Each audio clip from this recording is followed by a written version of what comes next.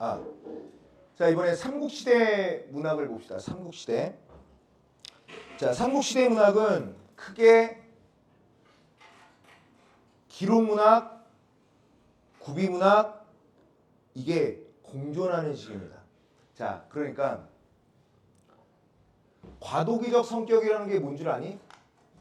어디에서 어디로 넘어가는 거예요. 어디에서 어디냐? 아까 상고시대 문학에서는 뭐라고 그랬죠? 무슨 문학? 기록문학이야? 구비문학이야?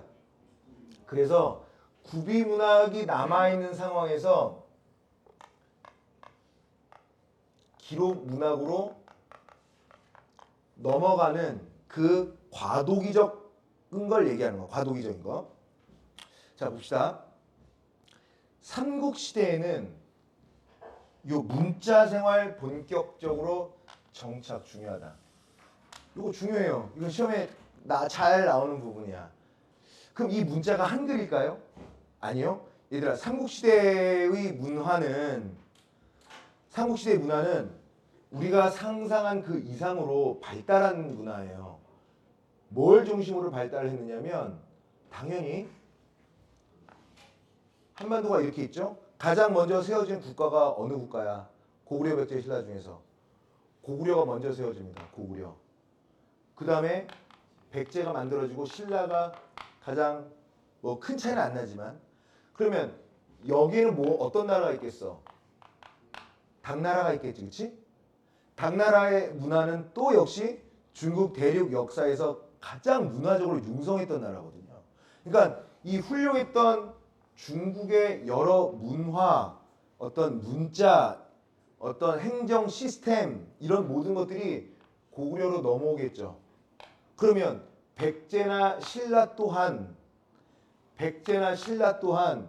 고구려에 맞서기 위해서는 선진 문물을 받아들이는 수밖에 없겠지, 그렇지? 지금처럼 내비게이션이 딱 있는 게 아니라, 그래서 고구려가 가장 먼저 융성해져요. 그리고 융성함과 동시에 또 뭐야? 고구려가 또 약간 뜨겁거든요. 재현이 말대로. 그래서 고구려가 상당히 뜨거운 국가예요. 그래서 고구려 때 당나라 백만대군과 맞짱 써서도 이겼잖아, 그렇지? 누가? 그런 것도 있고, 양만춘도 있고, 되게 많은 전쟁이 고구려 때 이겼는데, 고구려는 의외로 영토도 꽤 넓었고요.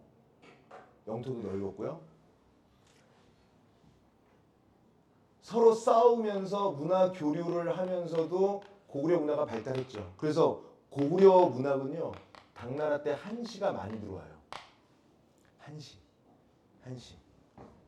뭐 광개토 대왕 비 이런 거 보면은 되게 멋진 명문들이 많단 말이에요. 자, 한문이 유입된단 말이에요. 그러면서 동시에 신라도 이렇게 오겠죠. 백제는 배 타고도 와요. 중국 대륙에서. 그러니까 본격적으로 문자생활이라는 것은 한자죠. 이 와중에 또 신라는 한자의 음과 뜻을 활용해서, 이게 중요하죠. 여기에 어떤 문화, 어떤 표기, 이두나 구결이라든가 향차를 통해서 우리 문자가 아닌 다른 문자를 가지고 우리 말로 표기했던 노력. 그래서 특히 향찰로 만들어진 문학 작품들 뭐라 그래요? 우리가 시험에서 몇 번 봤던 향가 문학이 여기서 이제 발달되는 거죠. 이전 상고시대에는 문학이 거의 전적으로 구비전승에 의존했지만 삼국시대에 이르면 금방 얘기했던 한자 활용. 그러니까 삼국시대는요, 한자 활용이라고 했지만 중국의 영향이라고 같이 쓰시면 돼요.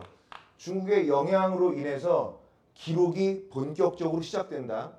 다만 이 기록은 오늘날처럼 자유롭게 문학을 창작하기 위한 도구라기보다는 중요하다. 지배층 중심의 기록. 왜?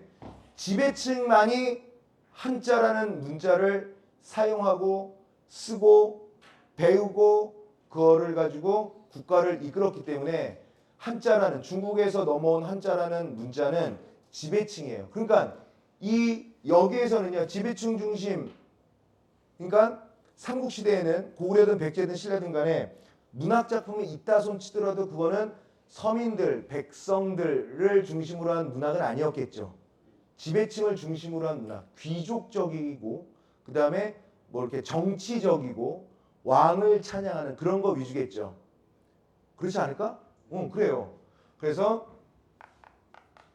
삼국시대지만 민중문학은 거의 없다라고 보면 돼요. 어쩔 수 없죠. 교육을 못 받았는데. 그래서 제한적이다. 자, 따라서 이 시기의 문학은 여전히 입에서 입으로 전해지는 구비문학의 성격을 유지해요. 그러면 입에서 입으로 전해지는 구비문학의 성격은 주로 어디에서 누가 하겠어요? 일반 백성들이 하겠죠. 문자를 못 쓰는. 자, 그래서 삼국시대의 문학은 완전한 구비문학도 완전한 기록문학도 아닌 과도기적이다라는 것을 이해하셔야 합니다. 그래야 향가문학 이해가 좀 더 쉬워진다. 괜찮죠? 자, 두 번째로 넘어갑니다.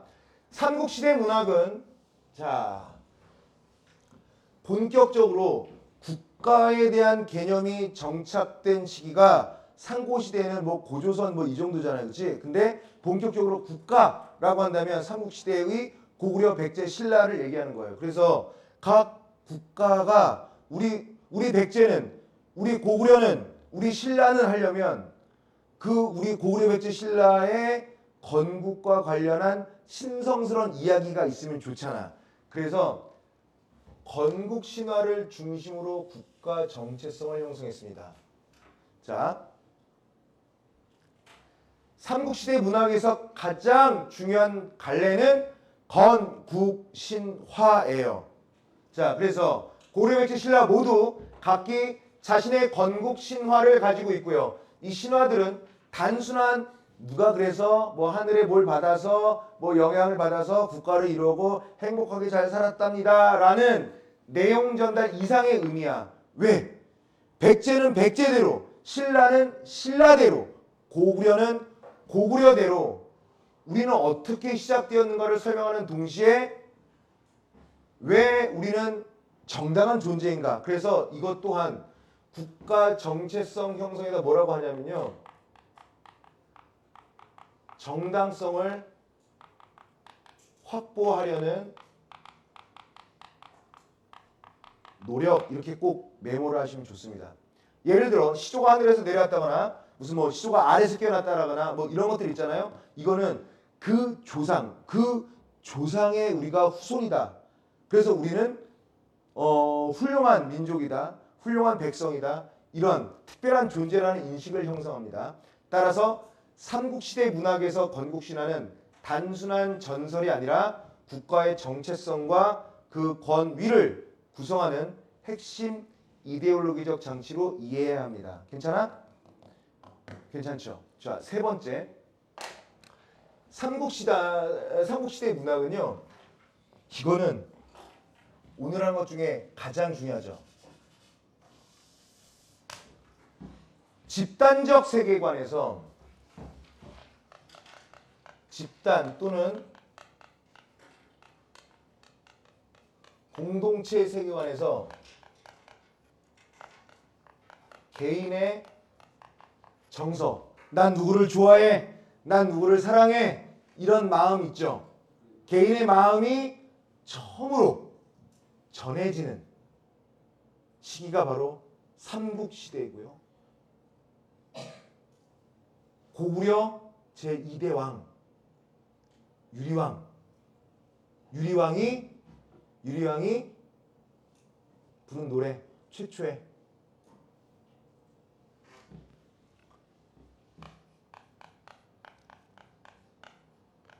아이 왜 그래, 다 알잖아. 황조가. 그래서 이 황조가라는 작품은요 최초의 개인의 감정을 노래한 작품이에요. 아까 우리 국문학 역사 중에서 가장 오래된 최초의 문학 작품이 뭐냐라고 묻는다면 구지가라고 그랬죠. 중요한데 시험 나오는데 우리 국문학의 최초의 작품은 최초의 국문학 작품이 뭐냐라고 묻는다면 얘는 집단이 노래한 구지가야, 구지가. 응? 근데 최초로 이건 집단적 성격을 띄었다라고 얘기했잖아요. 상고시대 때는. 근데 상고시대 지나 삼국시대로 오면 집단에서 개인으로 넘어오거든요. 그 집단적 노래에서 개인의 노래로 넘어오는 첫 번째 작품이 고려시대 초기 제2대 왕인 유리왕이 쓴 황조가예요. 황조가 뭐야? 황조. 노란새죠. 그러니까 이건 꾀꼬리예요. 꾀꼬리는 암컷과 수컷이 나무에서 막 꾀꼴 하면서 막 정답게 노는데 나는 내 여자를 잃었단 말이야. 나는 외로운데 쟤네들은 즐겁군. 그래서 나의 외로움을 새들의 즐거움과 대조해서 더욱더 외로움을 부각시키는 작품이었다. 알아두셔야 돼요. 알겠지? 따라해봐. 황조가 해봐. 황조가. 황조가는 집단적 노래이다 그럼 틀려요. 집단적 공동체적인 그 내용의 노래에서 최초로 개인이 부르는 노래로 넘어온 최초의 작품이다. 상고시대 문학이 철저히 공동체 중심의 의식과 기능을 담고 있었다면 삼국시대에 이르러서는 그 틀 안에서 개인의 감정과 정서가 본격적은 아니고요. 조금씩 드러나기 시작합니다. 이는 사회구조가 점차 안정되고요. 개인의 역할과 위치가 보다 분화된 거예요. 옛날에는 우르르가 있었는데 이제 국가라는 개념이 더 분명해지고 그 다음에 뭐 행정 시스템이라든가 아니면 어떤 개인의 분업이 조금 더 잘 되다 보니까 개인 하는 생각들이 조금씩 드러난 거예요. 특히 향가의 초기 형태로 이어지는 노래들에서는 공동체적 기원이나 제의적 성격뿐만 아니라 이건 밑줄쳐요. 개인의 슬픔이나 그리움 같은 감정이 점차 전면에 등장합니다. 향가의 초기 형태로 이어지는 노래들 이렇게 해놓고 물론 이 감정 또한 완벽한 개인적 차원이다라고 하기에는 좀 뭐하지만 그래도 중간에 종교적 해석이에요. 자, 봐봐. 아까 그렸던 요 삼국시대 보면 고구려, 백제, 신라 이렇게 있었죠. 근데 인도에서 당나라로 불교가 전승되었고요. 당나라에서 고구려에서 백제로, 다시 신라로 어떤 종교가 넘어왔겠어? 불교가 넘어왔겠죠. 그래서 향가가 거의 25편 향가 작품 중에서 거의 대부분 다 불교적이라고요. 그래서 여기서 종교적 해석이라는 게 불교적이라는 얘기예요. 그리고 또 공동체적 의미와 결합된 경우가 많습니다. 즉 삼국시대 문학은 집단에서 개인으로의 이동이 시작되는 지점이고요. 이 변화가 본격적으로 얘들아 고구려 백제 신라를 통일한 국가가 어디야? 신라죠. 그래서 통일신라라고 얘기하죠. 그래서 신라가 이 한반도를 다 차지하고 나서는요. 신라의 국교 또한 불교이기 때문에 이 전체가 다 모두 통일신라 향가 문학에서 본격적으로 이제 확대되는 거예요. 이제 본격적으로 우리 국문학이 기록문학으로서 넘어오는 그 과정을 거치게 된다. 이런 말입니다. 자, 네 번째 볼게요. 네 번째. 이제 아까는 상고시대는 그래 그런 거야 라고 하지만 이제는 체크하고 짚고 넘어가야 할 것들이 더러더러 있으니까 잘 보세요. 방금 얘기했죠. 선생님이 예고식으로 얘기했는데 삼국시대 문학은 불교 수용과 함께 종교적 성격이 강화되었다는 거예요. 불교, 다시 한번 얘기합니다.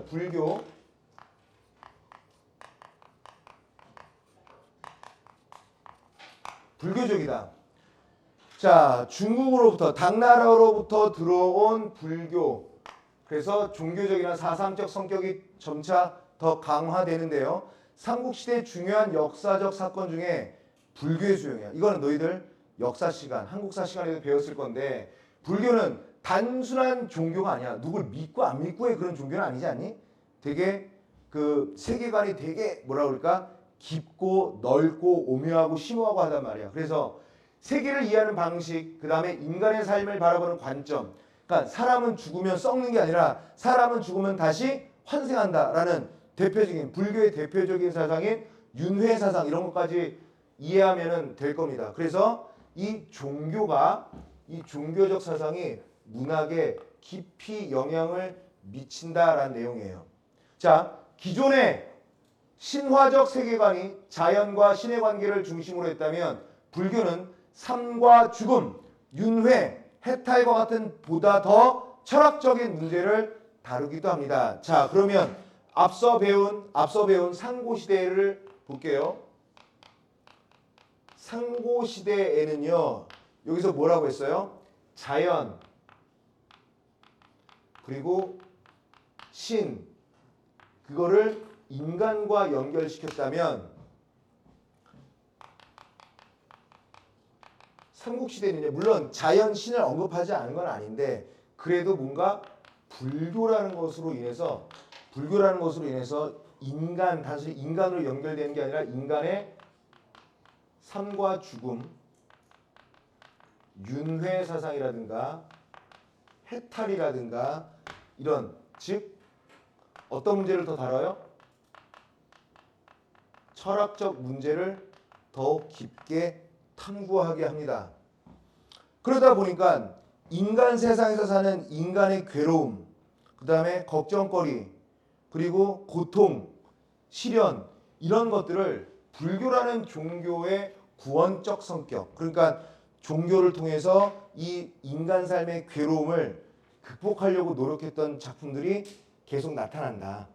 이해되셨죠? 오케이. 그 다음에 특히 이제 삼국시대, 통일신라 시대 하게 되면 향가를 빼놓지 않을 수 없는데, 향가 문학에서 나타나는 불교적 정서, 예를 들어 죽은 이를 극락세계에서 다시 만나고자 하는 소망, 우리 이거 배우지 않았니? 월명사의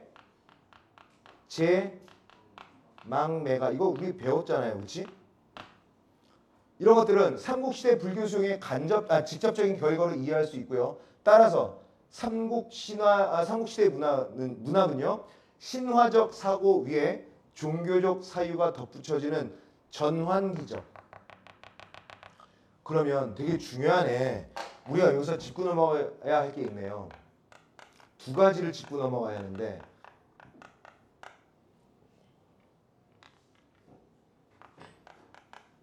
상고시대에서 어디로 넘어와? 삼국시대로 넘어온다라는 것은요. 자, 상고시대에서 삼국시대로 넘어온다라는 것은, 자, 원래 상고시대는 무슨 문학이라고 그랬어요? 구비문학이라고 그랬죠. 그렇지? 근데 삼국시대로 넘어오면서 구비문학과 기록문학이 중첩된 시기라고 얘기했었죠.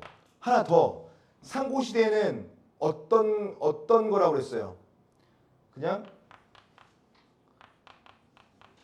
신화적 세계관이 되게 두드러졌다면, 삼국시대는요, 신화적 세계관이 없어진 건 아니고요. 신화적 세계관, 그에다가 또 뭐가 덧붙여지는 거야? 종교가 덧붙여지는 거다. 그러니까 구비문학을 베이스로 기록문학이 추가, 신화적 세계관을 베이스로 종교가 추가, 이렇게 되는 거예요. 그러니까 뭔가 발전된 양상을 계속 보이고 있다, 이렇게 볼 수가 있겠죠, 그렇지? 자, 좋습니다. 다섯 번째, 삼국시대 하면 아까도 얘기했다시피 뭐를 뺄 수가 없어. 한자가 유입됐다라는 거예요, 중국으로부터. 그래서 한문학의 수용으로 기록문학의 기초를 마련했다.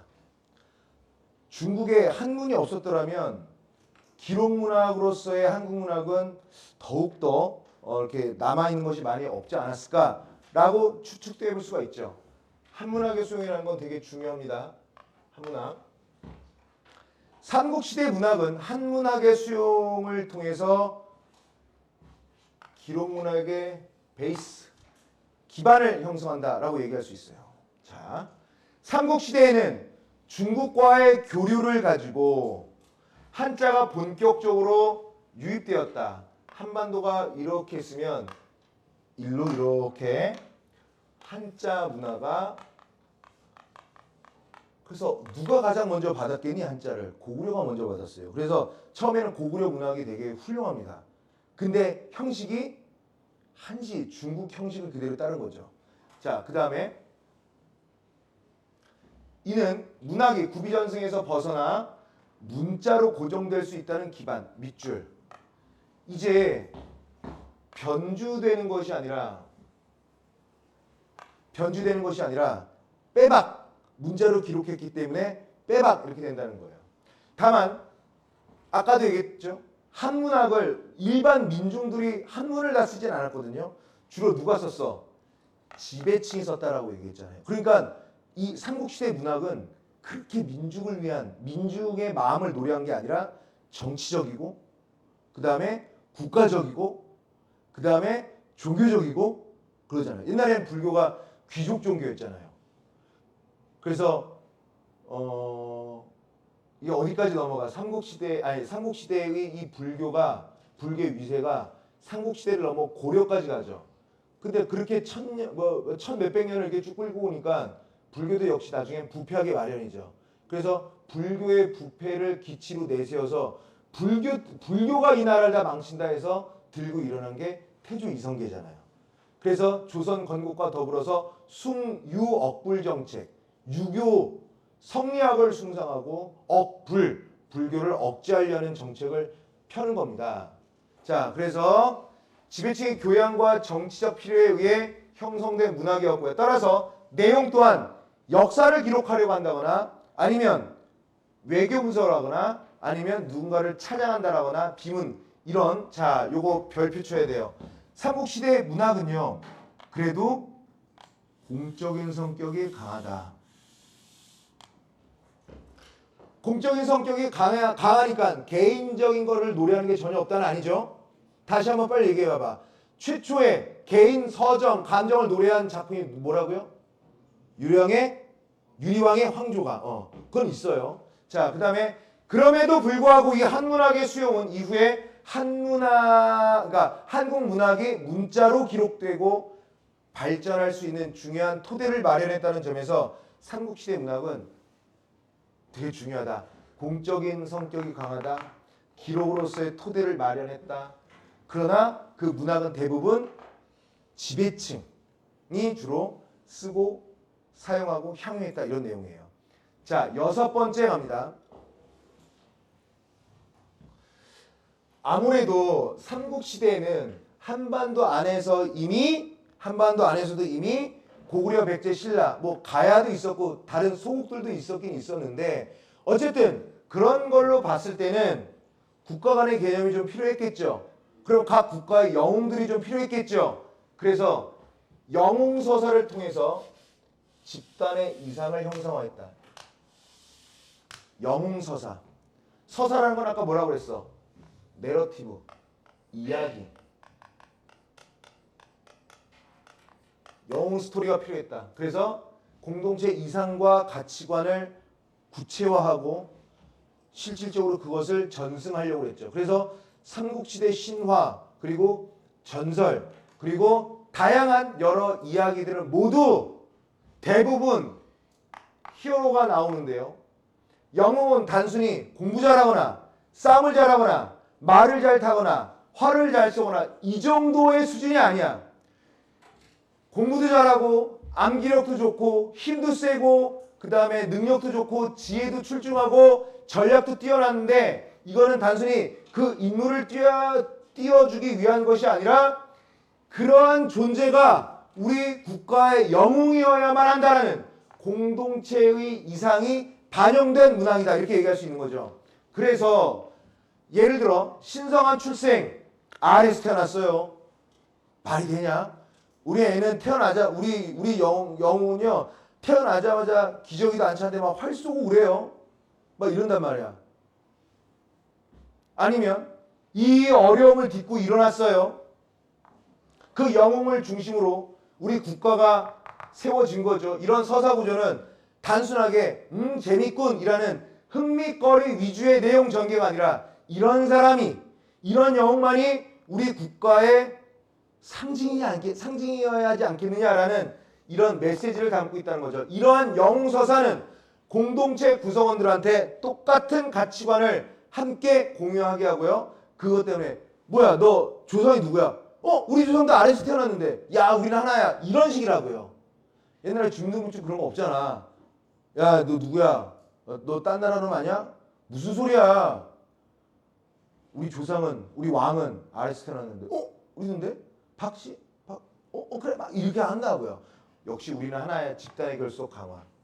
따라서 삼국시대 문학의 영웅서사는 개인의 활약을 보여주는 이야기다. 얘들아 이거 문제 이렇게 나와요. 이건 제가 만든 문제에서 뽑아온 거예요. 영웅서사는 개인의 활약을 보여주는 이야기다. 그럼 틀려요. 틀립니다. 그 영웅적 개인을 내세워서 그 국가나 민족의 공동체 이상을 상징적으로 보여주는 것이다. 이렇게 얘기하면 됩니다. 이해됐죠? 아직까지도 개인을 중시하는 거 안 나왔다. 물론 개인의 감정을 노래하는 작품은 고구려 제2대 유리왕에 의해서 나와 있으나 그거는 일부분이지 상고시대에 이어서 삼국시대 올 때까지도 두드러지진 않더라. 자, 그 다음에 삼국시대 문학 다시 봅니다. 이젠 이 얘기를 안 할 수는 없죠. 삼국시대 문학은요. 향가 문학으로 발전하는 기반을 형성한다. 향가는 통일신라시대, 신라시대, 통일신라시대에 지어졌잖아요. 근데 향가가 언제까지 지어지냐면 고려 때까지 지어집니다. 고려. 그래서 우리가 시험에도 나오는 우리 시조들 있죠. 시조, 그치? 향가는 4부체가 있고요. 8부체가 있고요. 19체가 있죠.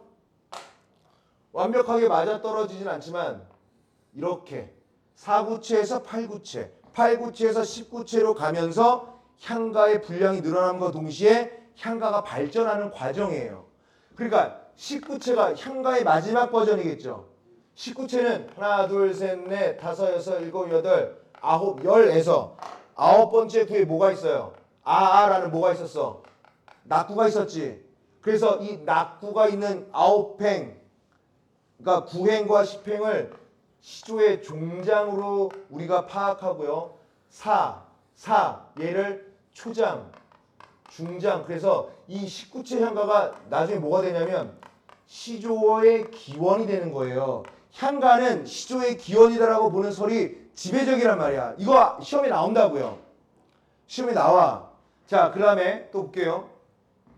삼국시대 문학은 그 자체로 완결된 책이라고 하기보다는 통일신라 시기의 향가 문학으로 이어지는 중요한 준비 단계다.